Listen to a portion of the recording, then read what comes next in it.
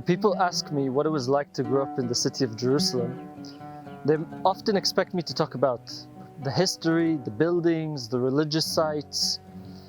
But for me, Jerusalem is the people, the relationships that I built over the different years. So for me, growing up in Jerusalem, it's all about the people I grew up with and the relationships that I formed. And Jerusalem has become an integral part of my identity. And it has a special place in my heart, precisely because it involves the people and the connections that I hold dear. It's a city that is divided. It's a city that oppresses some people. It's a city that has a lot of inequality in it. And this is something that needs to be addressed when we think about Jerusalem, especially talking from a Palestinian point of view. There's a giant wall that runs through it.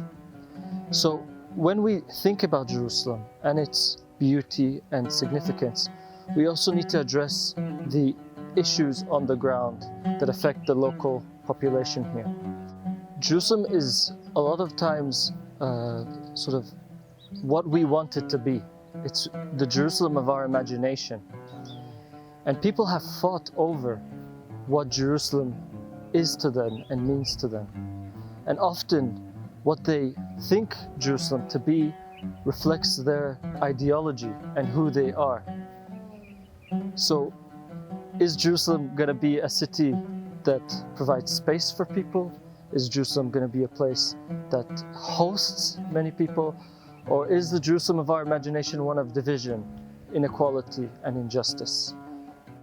So when I think about Jerusalem, as a Palestinian Christian, and I would challenge others to do the same, is the Jerusalem of my imagination one of peace, justice, and equality? And I would argue that if your vision of Jerusalem is one of division, or one that places one group over another, then you might want to check that. You might want to challenge how you think about Jerusalem. Because at the end of the day, Jerusalem is a gift. It's a gift for all. But the question is how we use that gift. Is it going to be a blessing for our neighbors, or is it going to be a curse for our neighbors? And if Jerusalem is truly significant to you, and you truly want to love Jerusalem, then you have to love all the people within the city. Because if you don't love the people in the city, both Palestinians and Israelis, then you don't truly love Jerusalem. And this means also taking practical steps.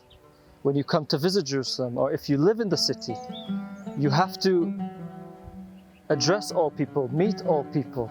Or are we going to keep Jerusalem divided? Are we going to only stick to East Jerusalem or West Jerusalem? Or are we going to visit both? You also encounter other people who don't belong to your own faith. You see also holy places that don't belong to your faith. So you also need to know how to manage your relationships with these other people. And this is not always an easy task. I remember many times wanting to just leave Jerusalem because it's so tense and difficult. And everywhere you go, your identity is straight away questioned. Are you a Jew, Muslim, Christian? From what family do you come from? So Jerusalem is also not an easy city to live in. It comes with many, many challenges. It's a city that brings up a lot of fear in you because, in such a small, tiny space, you have different types of Muslims, different types of Jews, different types of Christians, Armenians, Copts, and you're just very confused.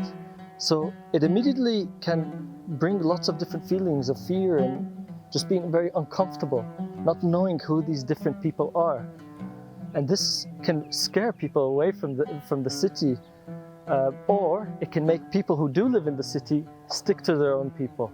And the only way to get rid of this fear is to engage with these people, to sit down with them, to eat with them, to hear their stories, to ask them different questions. But if you don't jump that step and open yourself up to hearing from these people, it's very easy to continue to be scared and to only be within your own people group. So Jerusalem is also a place that forces you to encounter the other. And this really challenges who you are, but also in many ways blesses you because it gives you the motivation or challenges you to learn about the environment that you're around. You also start rediscovering yourself and how you approach not only Jerusalem but the people in it. So when Jerusalem invites you to learn about the city itself, how are you going to learn about it? What are your sources? Who are you going to go to for knowledge? Are you going to learn it through the eyes of your neighbor, or are you going to stick to your own narrative?